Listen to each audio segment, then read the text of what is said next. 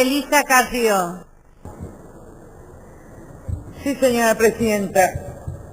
Nosotros somos 3 diputadas que hemos firmado un dictamen en minoría y que hemos hablado de que se aplica el derecho de fondo, es decir, que la ley que nosotros propiciamos es derecho de fondo y establecemos la plena e integral responsabilidad del Estado. Por eso también votamos la pensión a los expresos políticos. Y por eso también fuimos autores de la nulidad de las leyes de obediencia debida y punto final. Y por eso creíamos que eran inconstitucionales, en ese caso yo era jurista, la ley de obediencia debida y punto final. Porque creemos que el Estado es plenamente responsable y que eso es el Estado de Derecho. ¿Qué es el Estado de Derecho? Cuando el Estado se subordina al derecho. Y lo que estamos asistiendo en el proyecto oficialista es al quiebre del Estado de Derecho. Es decir, el Estado no se somete al derecho. Un particular que daña a otro tiene que pagar todos los daños. Pero que si el de que daña al otro es el obrar irregular del Estado, solo puede pagar lo que dice la ley. Y las provincias, las provincias que se arreglen como puedan. Que dicten su propia ley si quieren adherir. Entonces, segundo argumento para hablar exclusivamente, yo voy a hablar de la parte filosófica y política de este proyecto y en particular voy a discutir cada uno de los puntos. No, la cuestión jurídica la hablé en la comisión. Acá hay que distinguir algunas cosas que me parece que no solo en el dictamen de la mayoría están confundidos. El derecho penal es derecho de fondo y no porque no sea derecho civil es derecho administrativo. No cualquier cosa que sea derecho de fondo tiene que estar necesariamente incluido en el Código Civil y en el Código Penal. Derecho de fondo significa que la reglamentación de los artículos que establecen derechos y garantías constitucionales corresponde al Congreso de la Nación y son aplicables a todo el territorio de la Nación, con excepción del 32 que dice el Congreso no puede dictar leyes que restrinjan la libertad de prensa. Pero están sujetos a la ley y al artículo 28. ¿Qué se trata la responsabilidad frente al Estado? Miren, hay derechos como facultad. Yo tengo la facultad de vender, comprar, casarme, no casarme. Y después están los derechos subjetivos, que también son de los habitantes y ciudadanos, pero que se llaman derechos públicos subjetivos. ¿Por qué? Porque son el correlato de una conducta debida por el Estado. El amparo, la garantía de la propiedad del artículo 17, los presupuestos mínimos en materia ambiental. Estos son derechos públicos subjetivos. Son subjetivos porque yo los tengo frente al Estado y el Estado me lo tiene que garantizar. Y si alguna duda quedaba de esto del 28, esto es derecho público, pero derecho público subjetivo, no derecho administrativo. Son dos cosas distintas. Esto es derecho constitucional público subjetivo, aplicable a toda la nación. Esto no es derecho local. ¿Cómo va a ser derecho local si es derecho de fondo? Si está enfrente el derecho individual a ser reparado, ¿cómo va a ser derecho local? En todo caso es de fondo. Público, constitucional de fondo.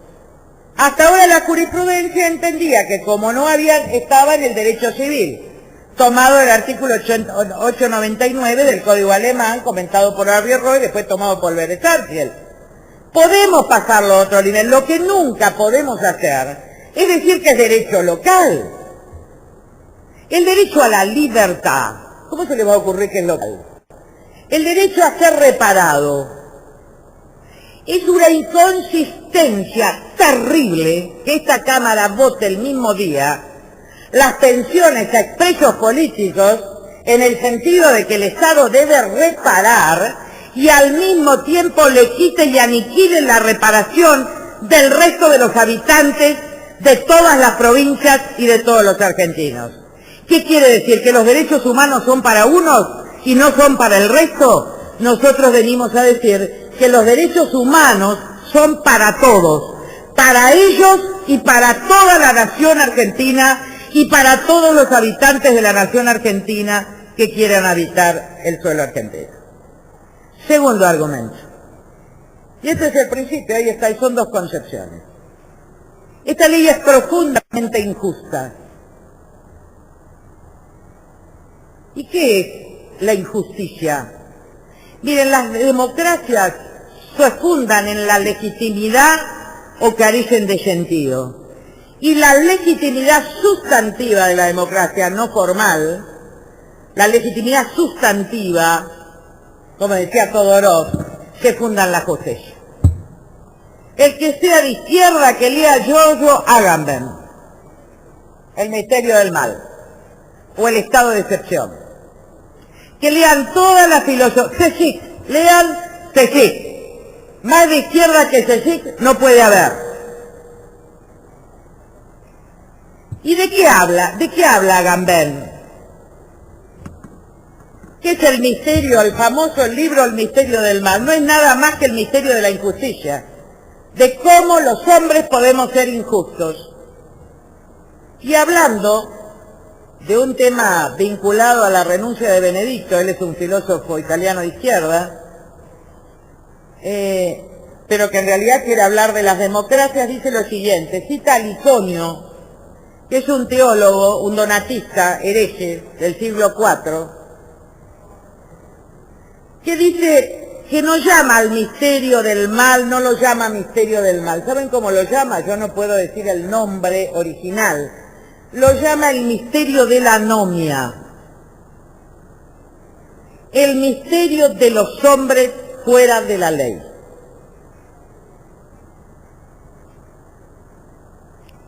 Esto es injusto, porque pone a los funcionarios de este gobierno, de todos los gobiernos provinciales, fuera de la ley común para todos los argentinos. Es decir, es una consumación perfecta del misterio de la iniquidad, misterio del mal, que yo lo llamo, en términos contemporáneos y laicos, misterio de la lomia. Acá hay algunos que van a estar fuera de la ley. Tercer argumento. La ley puede ser una mascarada, como dijo el padre Francisco. El que todos se sacan fotos. Todos, hasta la Yelines, ¿cómo se llama? Como es Silvio, ya le dije todos quieren sacarse fotos con ese papa. Nunca lo conocieron, nunca hablaron con él, pero de repente de laicos se volvieron todos católicos fervientes. Yo que lo conozco tanto, nunca fui, todavía ni voy a ir, porque sacarse un foto con un papa de usarlo. Muy bien, no importa quién le toque. Ahora, ¿qué dice? Es que el problema de la ley, muchas veces, cuando no tiene legitimidad en la justicia, es el problema del enmascaramiento de la ley.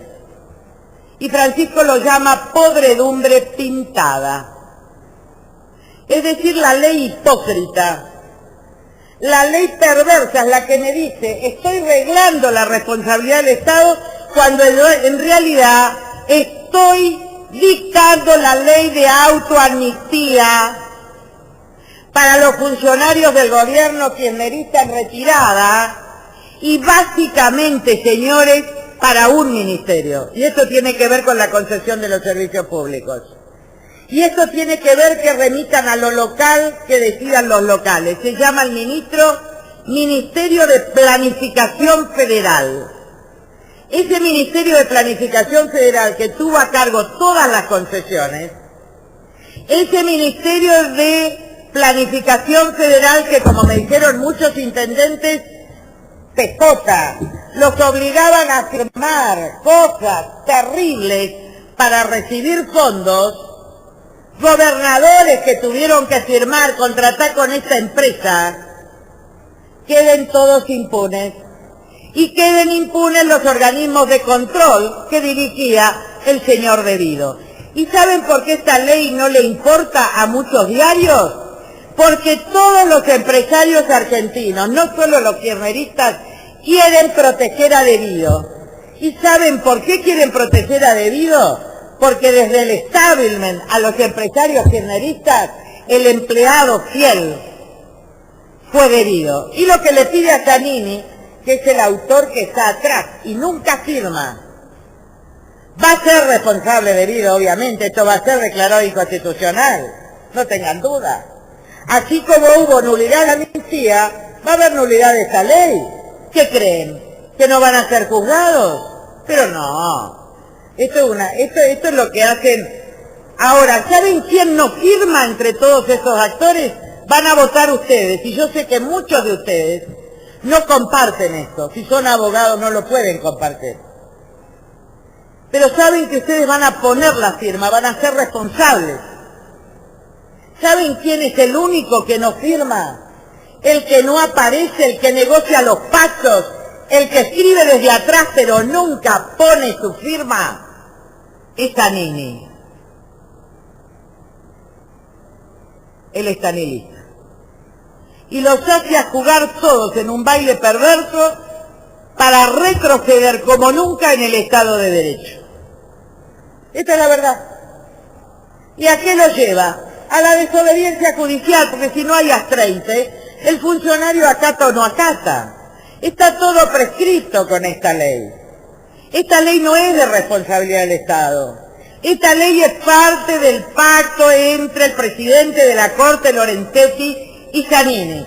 Yo reformo el código, soy millonario con el código, vos le sacás la responsabilidad civil y yo dicto la ley que quiero. Cuando Lorenzetti le dice a Zanini, pero si sacamos la responsabilidad de los funcionarios no queda nada, vino esta ley de urgencia que en realidad dice somos responsables hasta donde queremos. Zanini y Lorenzetti, el autor del Código Civil y el ejecutor que corrige. Ahora, ¿quién podía creer que esto iba a ser modificado? Nadie, si ustedes tienen mayoría. Si ustedes tienen mayoría, nadie puede modificar. Yo creo que esta es una historia contra su propia historia. Es como pisarse la propia cola renunciando a los derechos humanos de los pobres. Averigüé con todos los jueces. Los que no hicieron ninguna querella por la tragedia de Once, muchachos, no cobran nada. Los POM no van a cobrar nunca nada de Infran. Y la verdad es que le estoy hablando, la lucha por el derecho ha sido muy difícil en la Argentina y nos ha tocado a todos y mucho más a algunos de ustedes librarla. Pero dejarla para garantizar la impunidad, ¿a quién? Si igual no le van a garantizar impunidad. Este es el discurso oculto, esta ley es un enmascaramiento de una autoamnistía.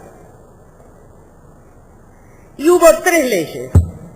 La ley de medios, para que haya una voz única, no lo lograron. Hay pluralidad de voces, pese a todo. La ley de reforma de la justicia, para que todos los jueces cierren las causas, no lo lograron. Y ahora vienen por decirnos somos responsables, y no lo van a lograr. Pero a mí me da pena, de corazón, señora presidenta, que se tenga que firmar esto.